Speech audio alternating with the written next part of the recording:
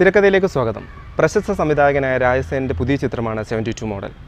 യുവത്വത്തിനും സൗഹൃദത്തിനും പ്രാധാന്യം കൊടുക്കുന്ന ഈ ചിത്രത്തിൻ്റെ വിശേഷങ്ങളാണ് സംവിധായകനായ രാജസേനും നിർമ്മാതാവായ ശരത്ചന്ദ്രൻ നായരും പുതുമുഖ നടിയായ സോണിയും നമ്മോടൊപ്പം പങ്കുവയ്ക്കുന്നത്. ഹൃദയപൂർവ്വം സ്വാഗതം ചെയ്യുന്നു തിരക്കഥയിലേക്ക്.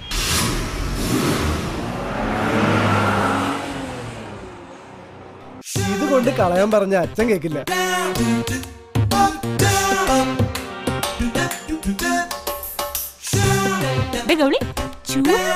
നിനക്ക് ദൈവവിശ്വാസം ഉണ്ടെങ്കിൽ ആ ദൈവം കാണിച്ചു തന്ന വഴിയാ ഒന്ന് രക്ഷപ്പെടാൻ.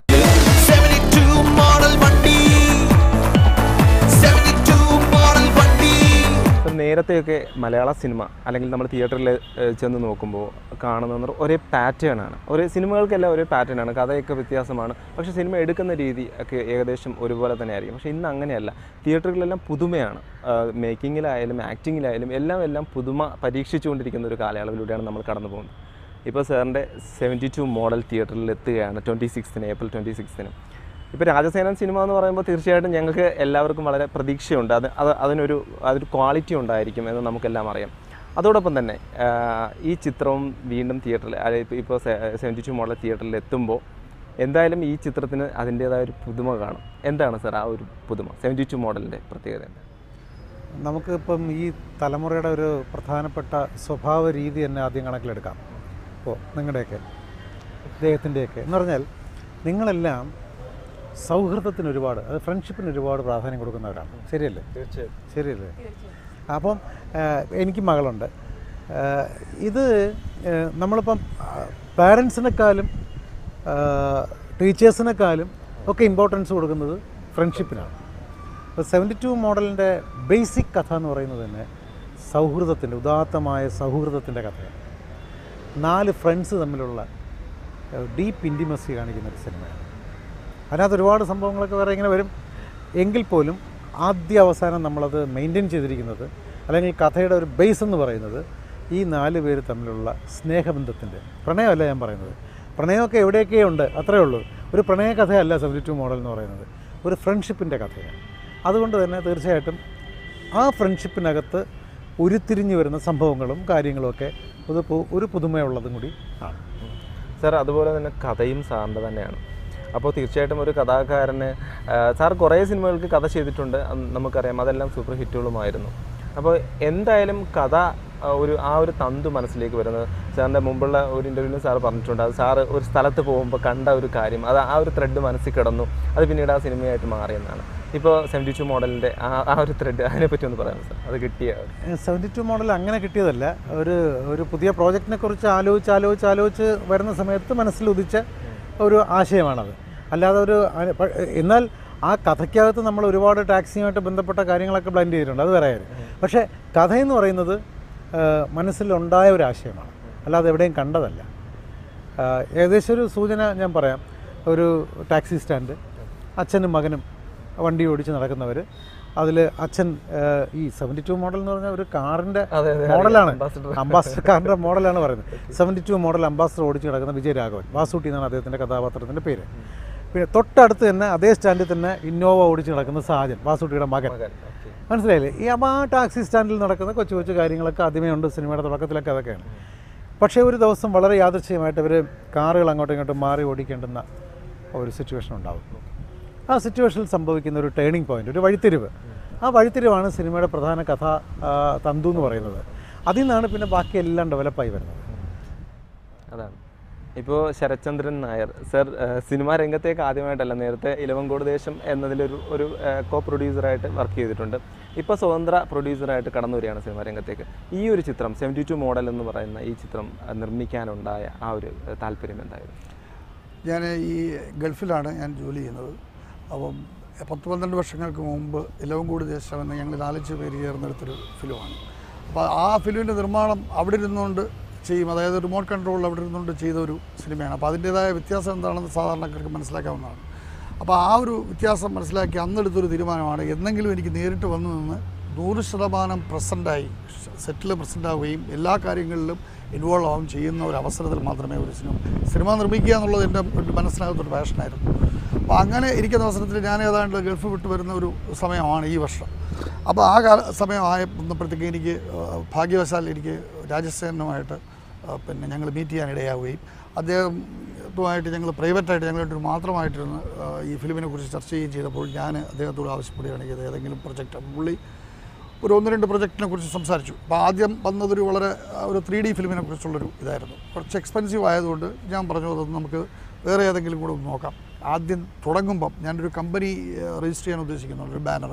അപ്പോൾ ആ ബാനറിനായിട്ടുള്ള ഒരു ഫസ്റ്റ് ഫിലിം ചെയ്യുമ്പോഴത്തേക്കും നമുക്ക് ലോ ബഡ്ജറ്റ് ഫിലിമിലോട്ട് പോകാം, പുതുമുഖങ്ങളെയൊക്കെ എടുത്തിട്ട് നമുക്കൊരു ഫിലിമിലോട്ട് പോകാം. ശരി, എന്നാൽ അങ്ങനെയാണെങ്കിൽ വേറൊരു ഇതുണ്ടെന്ന് പറഞ്ഞിട്ടാണ് ഈ ടാക്സി എന്ന പേരിലാണ് ഈ കഥ അദ്ദേഹം എനിക്ക് ടാക്സി എന്ന പേരിലാണ് ശരിക്കും ആദ്യത്തെ പേര് ടാക്സിയാണ്. അപ്പോൾ ടാക്സി എന്നുള്ള പേരിലാണ് കഥ എനിക്ക് വായിക്കാൻ തരുന്നത്. എനിക്ക് വളരെ ഇമ്പ്രസീവായിട്ട് തോന്നുകയും ചെയ്തു. അപ്പോൾ ഞാൻ അദ്ദേഹത്തിനോട് പറഞ്ഞു ശരി ഡയറക്ടർ എന്ന നിലയിൽ പ്രൊസീഡ് ചെയ്യാൻ പറഞ്ഞു. അപ്പോൾ അദ്ദേഹം അത് രജിസ്റ്റർ ചെയ്യാൻ പോയപ്പോഴത്തേക്ക് ആ പേര് വേറെ ഓൾറെഡി രജിസ്റ്റേർഡ് ആണ്.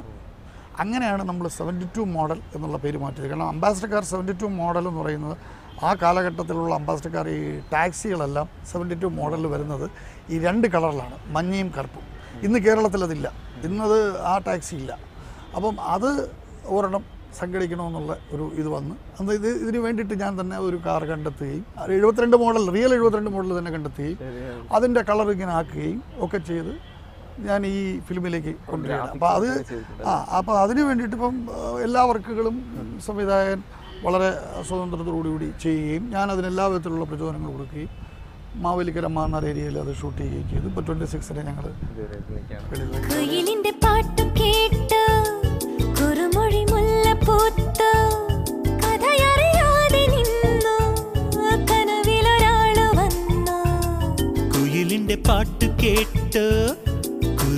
മുല്ലപ്പൂത്തോ.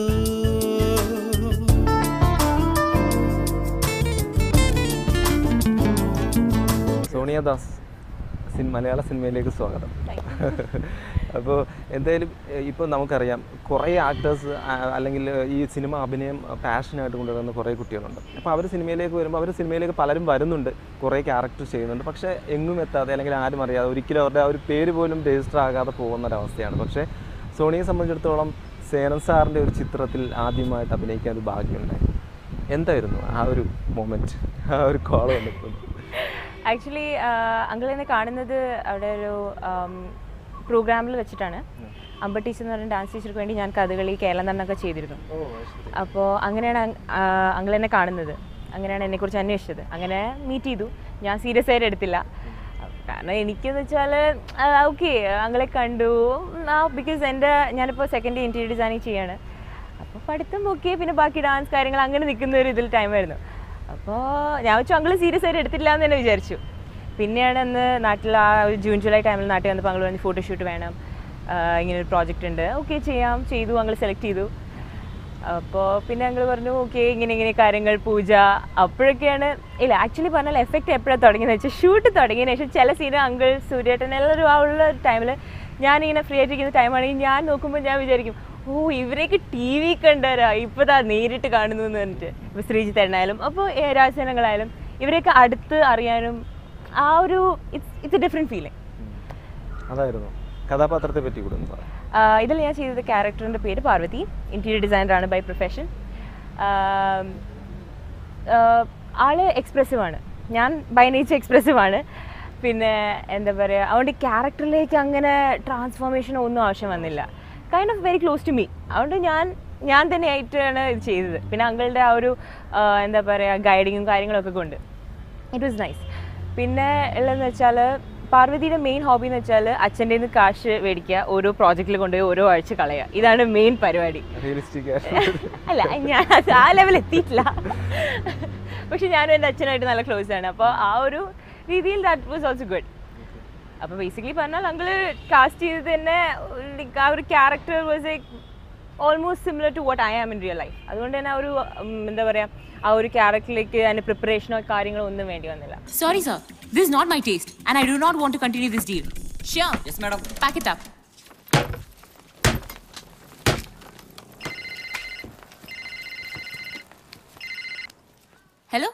ഹലോ, ഞാൻ വിവേക്, സാജന്റെ ഫ്രണ്ടാ. ഞാനിത് പ്രതീക്ഷിച്ചതാ. ഒരുത്തന്റെ കയ്യിൽ നമ്പർ പോയാല് പിന്നെ അതങ്ങ് പറന്ന് പോവല്ലോ. എന്താ ഇയാൾക്ക് ഇപ്പൊ വേണ്ടത്? അവളുടെ അമ്മൂമ്മടാ. ഹലോ ഹലോ പാറു, എടാ ഞാനാ സാജൻ. നിനക്ക് എന്തിനു കേടാ? നീ എന്തിനാ എന്റെ നമ്പർ? എടി നിന്നെ ഇവൻ ലൈൻ അടിക്കാൻ വേണ്ടി വിളിച്ചൊന്നുമല്ല. അത്യാവശ്യമായിട്ട് ഞങ്ങൾക്ക് നിന്നെ ഒന്ന് കാണണം. ഞാനിപ്പോ നല്ല മൂഡിലല്ല. ഒരു വർക്ക് കഴിഞ്ഞു പോയി. എനിക്ക് ചെറിയൊരു ആപത്തുണ്ട്. നീ എന്നെ ഒന്ന് രക്ഷിക്ക്. വരില്ലേ? നിങ്ങൾ വലിയ ഫ്രണ്ട്സ് ആണെന്ന് പറഞ്ഞോണ്ടാ ഞാൻ വിളിച്ചത്. ഇവൻ വിളിക്കാനുള്ള മൂഡിലും അല്ലായിരുന്നു. അവനെന്താ പ്രശ്നം? അവന് ഒന്ന് വരുമോ?